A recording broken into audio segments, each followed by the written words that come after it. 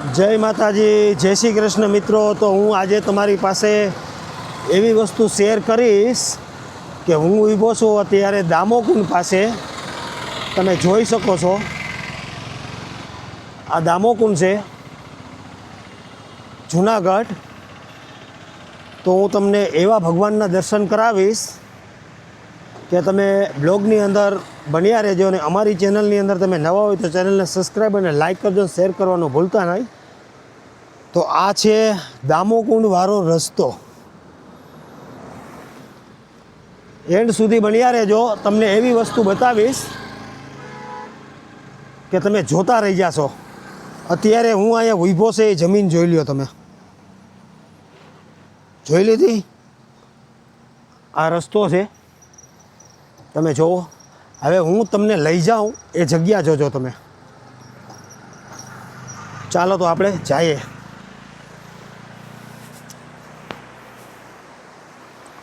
આપણે સીડી ઉતરી રહીએ નીચે, તમે જોઈ શકો છો મિત્રો। તો આ છે ગુપ્તેશ્વર મહાદેવનું મંદિર। જય પ્રભુ, જોઈ શકો છો।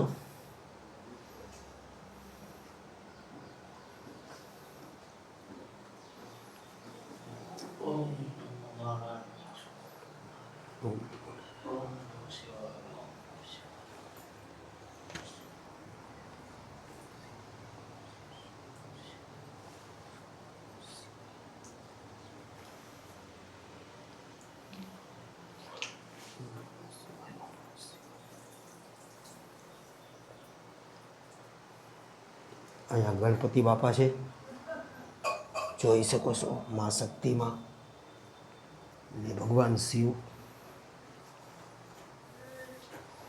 દર્શન કરાવું તમને, જોઈ શકો છો મિત્રો।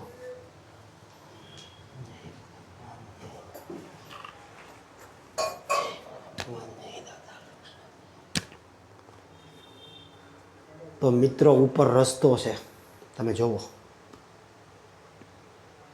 જે જગ્યાએ હું ઊભો હતો તે જગ્યા ઉપર રોડ છે, ઉપર રોડ છે, જુઓ તમે, તમને બતાવું। અહીંયા ઉપર રોડ છે, અહીંથી નહીં દેખાય કદાચ, જોઈ શકો છો। અહીંયા રોડ છે ઉપર, એટલે આપણે આ સીડીએથી આવેલા છે। અહીંયાથી સીડીએથી નીચે ઉતર્યા ને નીચે આ મંદિર છે, રોડની નીચે તમે જુઓ કેવું છે। ને આ ગુપ્તેશ્વર મહાદેવનું મંદિર છે, તમે જોઈ શકો છો મિત્રો। જુઓ, અહીં સૂચના પણ આપેલી છે ને આ બાપુની મઢી છે નાની એવી, તમે જોઈ શકો છો મિત્રો। આ છે દામોકુંડ, જુઓ।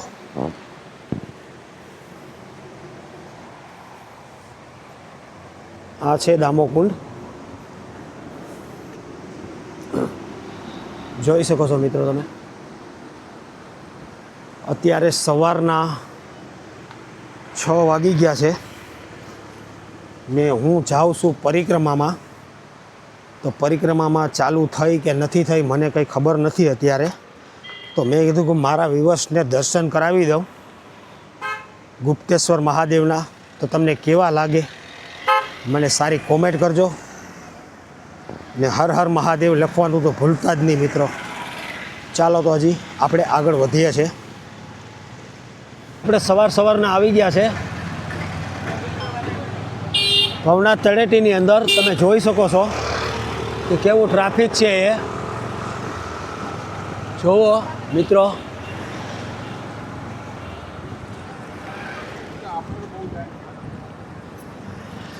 અત્યારે આપણે સવારના આવી ગયા છે ભવનાથ તળેટીની અંદર।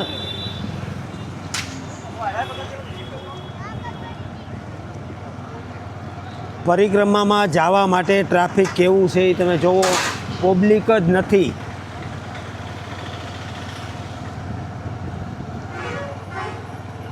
અત્યારે બધા ગિરનાર ચડવા વયા જાય છે વહેલા। જોઈ શકો છો મિત્રો તમે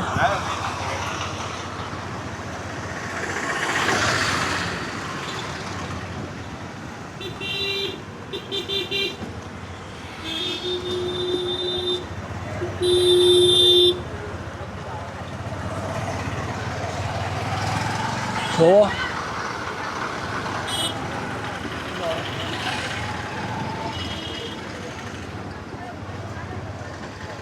પરિક્રમામાં જવા દે તો સારું કહેવાય બાકી તમે જોવો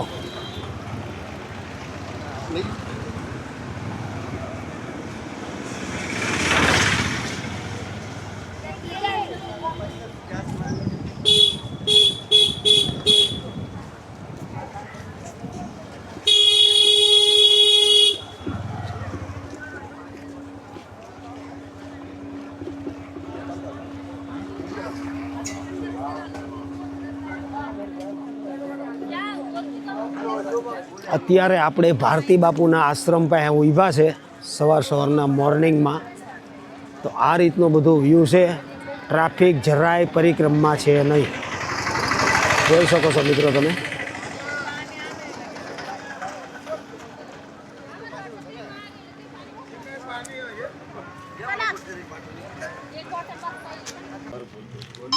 હાલો हाँ एमपी से है શું કરવા આવ્યા હતા अब परिक्रमा करवाए हैं પરિક્રમા કરવા તો હવે હવે परिक्रमा बंद છે तो जा रहे हैं दर्शन પરિક્રમા करो તો બંધ છે हाँ बंद છે તો હવે શું પૂછો તમે अभी गिरनार जाके आ गए है मंदिर पे जा रहे हैं मंदिर पे जा रहे हो गिरनार पे हाँ गिरनार पे आप भी एमपी से आए गुजरात से है गुजरात से हाँ। कहाँ से કવાંટ તાલુકા हाँ વડોદરા જિલ્લા એટલે વડોદરા જિલ્લો હા કવાંટ તાલુકા એટલે છોટાઉદેપુર જિલ્લો હા કવાંટ તાલુકો પરિક્રમા કરવા આવ્યા હતા હા પરિક્રમા કરવાયા હતા જય ગિરનાર તો બંધ છે હવે ગિરનાર બંધ જઈ છે આવો. હા ગરનારજી ચાલો.